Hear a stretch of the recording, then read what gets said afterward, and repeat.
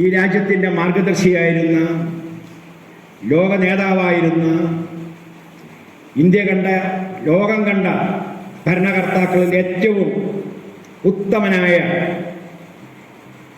ആദ്യത്തെ ഇന്ത്യൻ പ്രധാനമന്ത്രി ശ്രീ ജവഹർലാൽ നെഹ്റുവിൻ്റെ ജന്മദിനമാണ്. ആ ജന്മദിനത്തെയാണ് നാം ശിശുദിനമായി ആചരിക്കുന്നത്.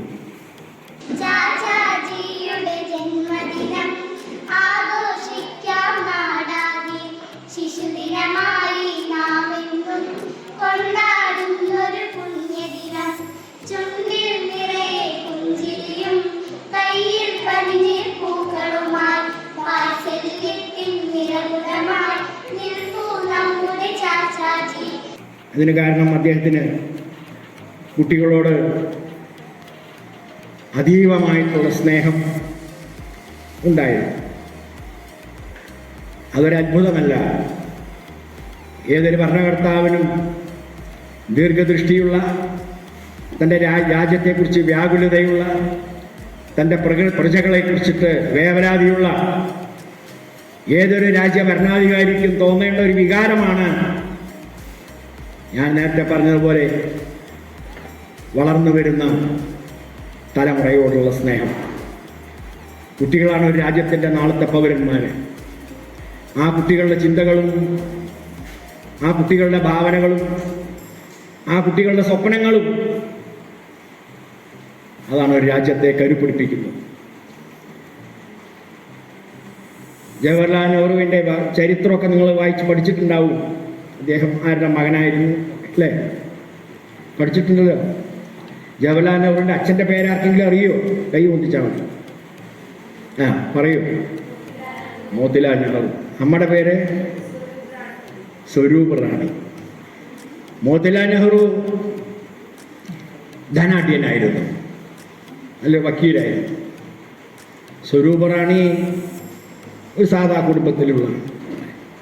ജവഹർലാൽ എന്ന് പറഞ്ഞാൽ എന്താ അർത്ഥം അറിയോ? ജവഹർലാൽ എന്ന് പറഞ്ഞാൽ ഏറ്റവും വിലപ്പെട്ട രത്നം, ഏറ്റവും വിലപ്പെട്ട രത്നം. എല്ലാവരും മക്കൾ മുഴുവനും രത്നങ്ങളാണ്. എൻ്റെ മുത്തേന്നല്ലേ വിളിക്കുക തന്നെ അമ്മ. എൻ്റെ പൊന്നേന്ന് വിളിക്കും മറ്റൊരാളെ. എൻ്റെ സ്വത്തേ എന്ന് വിളിക്കും. എൻ്റെ കണ്ണേ, എൻ്റെ കരളെ എന്നൊക്കെയല്ലേ നമ്മൾ കുട്ടികളെ അമ്മമാരും അച്ഛന്മാരും വിളിക്കുക. അതുപോലെ ജവഹർലാൽ എന്ന് സ്വന്തം മകന് പേരിടുകയും 1889, വർഷം 2024.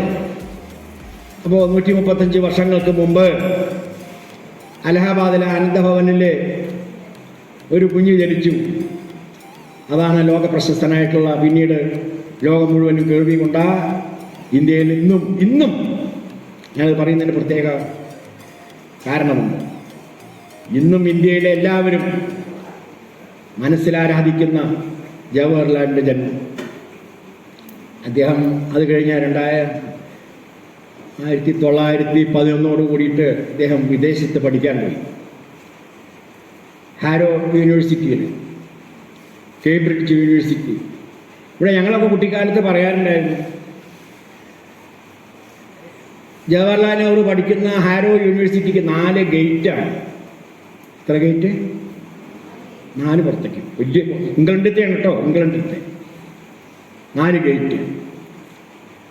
അപ്പം അദ്ദേഹം സ്കൂൾ വിടുമ്പോൾ 4 ഗേറ്റിലും ഓരോ കാറ് വന്ന് നിൽക്കത്രേ. അദ്ദേഹം ഏത് ഗേറ്റിൽ കൂടെ പുറത്തേക്ക് പോകാന്ന് അറിയില്ല. എവിടെ ക്ലാസ് വെച്ചാൽ അവിടുത്തെ ഗേറ്റിൽ അങ്ങോട്ട് പോവുകയാണ്. ബാക്കി 3 കാറും മടങ്ങിപ്പോയി. എന്ന് പറഞ്ഞാൽ അത്രയ്ക്ക് സമ്പന്നനായിരുന്നു അദ്ദേഹത്തിൻ്റെ അച്ഛൻ. പിന്നൊരു തമാശ പറയാനുള്ളത്, ഇംഗ്ലണ്ടിലെ റാണിയുടെ മകൻ ആ കോളേജിൽ പഠിച്ചിരുന്നു, കേംബ്രിഡ്ജിൽ. അപ്പോൾ ഇംഗ്ലണ്ടിലെ രാജ്ഞിയുടെ മകൻ ഒരു ദിവസം വീട്ടിൽ പോയിട്ട് എന്തൊക്കെയാണ് കുട്ടിയെ സ്കൂളിലെ വർത്തമാനം എന്നൊക്കെ ചോദിച്ചപ്പോൾ, അമ്മേ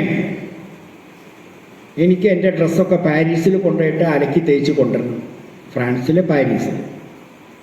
അപ്പോൾ എന്തിനാ കുട്ടി ഇവിടെ അളുക്കുകാരനും തേപ്പുകാരനൊക്കെ ഉണ്ടല്ലോ. അതല്ല, ഒരു ചെക്കൻ വന്നിട്ടുണ്ടാ ഇന്ത്യന്ന്. അവൻ്റെ ഡ്രസ്സൊക്കെ പാരീസിൽ കൊണ്ടുപോയിട്ട് അരക്കി തേച്ചിട്ട് അത്ര ലണ്ടനിലേക്ക് കൊണ്ടുവരുന്നത്. അതായിരുന്നു ആര് ജവഹർലാൽ. അദ്ദേഹത്തിനൊരു സഹോദരി ഉണ്ടായിരുന്നു, വിജയലക്ഷ്മി. പിന്നെ കൃഷ്ണ എന്നു പേരുള്ളൊരു സഹോദരനും ഉണ്ടായിരുന്നു. വിജയലക്ഷ്മി പണ്ഡിറ്റ് കേട്ടിട്ടുണ്ടാവും ചിലരൊക്കെ.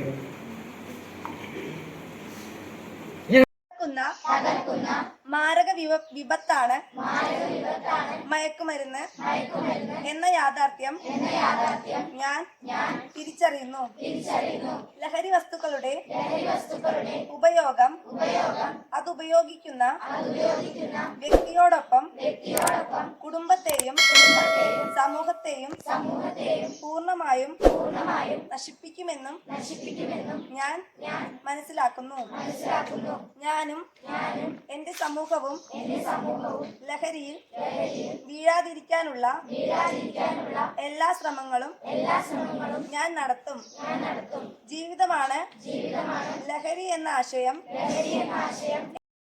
തലയിൽ തൊപ്പിയും നീണ്ട ജുബ്ബായും അതിലൊരു ചുവന്ന റോസാപ്പൂവും മുഖത്ത് പുഞ്ചിരിയും വിടർത്തി നിൽക്കുന്ന നെഹ്റു അധിക സമയവും കുട്ടികളോടൊപ്പം ചെലവഴിക്കാനാണ് ആഗ്രഹിച്ചിരുന്നത്. അതുകൊണ്ട് തന്നെ കുട്ടികൾ അദ്ദേഹത്തെ ചാച്ചാജി എന്നാണ് വിളിച്ചിരുന്നത്. അദ്ദേഹമാണ് നമ്മുടെ ആദ്യത്തെ പ്രധാനമന്ത്രി. അദ്ദേഹത്തിന്റെ ജന്മദിനമാണ് നമ്മൾ ശിശുദിനമായി ആചരിക്കുന്നത്. നമ്മുടെ